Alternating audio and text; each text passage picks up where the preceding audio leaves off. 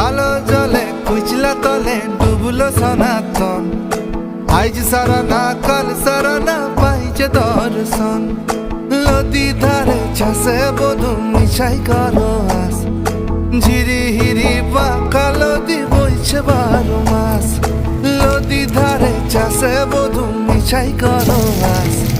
ঝিরি হিরি বাঁকা নদী বইছে 12 মাস।